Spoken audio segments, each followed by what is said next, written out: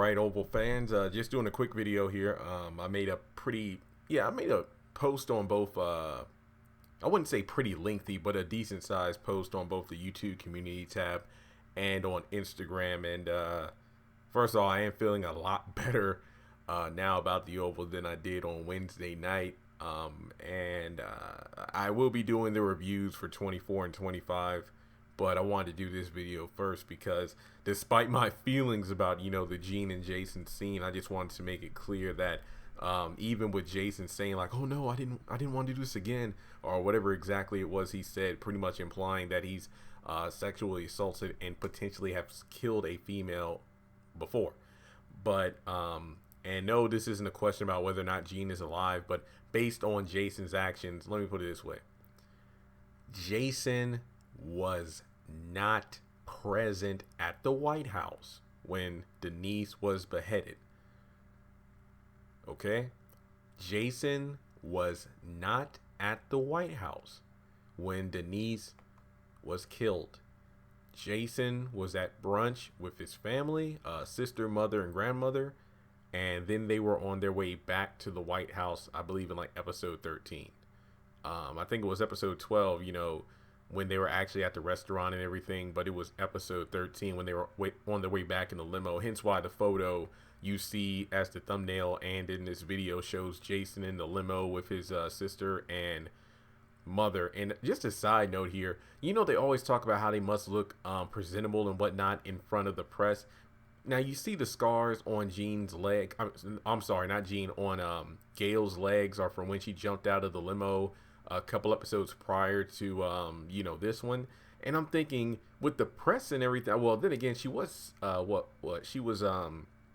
she's sitting down in the back of the limo, hence why we can see her legs now. But I don't know if her skirt or whatever, or dress, when she stood up would cover her legs and scrapes, because it's like, good and well if like the first lady or any of the Trump kids or anything was, or even celebrities, like, are walking around and paparazzi gets photos like, oh no, why does this individual have, scars on their legs or something like that. It's like if they're not in a movie shoot or whatever. So I was curious why that was never addressed, because I do believe that we saw the family sitting at the restaurant, so obviously Gail's legs wouldn't be seen there. But then it's like, I was just curious about that. But no, Jason was not at the White House. Remember, Kyle got the family out of there ASAP in order to kind of, clear the path for Denise and Hunter to do their thing in residency. And it was so clean cut that even Hunter himself was impressed, because at the end of episode 12, he was telling Denise how, oh my God, it's like, maybe I should ask Kyle how he did it, because, he was so impressed that, he couldn't believe that Kyle was that good. I mean, Max was good about, following Hunter's orders and everything, but Kyle is like, it's like using store brand batteries versus Duracell or Energizer, so Kyle was so efficient at the job, Hunter couldn't believe it. And I think when he was in the bathroom, he was like, maybe I should ask Kyle how he did it. Well, you know what, on second thought, maybe not. Then he comes back to the bed and Denise's head is gone. I mean, based off what we saw with Gene and Jason, I could see him doing that, like, wanting to be with Denise, and it's like, no, and then he takes the sword, beheads her, and then leaves, because remember, the murder weapon was apparently not in the room. However, no, Jason was not there, and I honestly don't know what else to say. I mean, he literally was not there.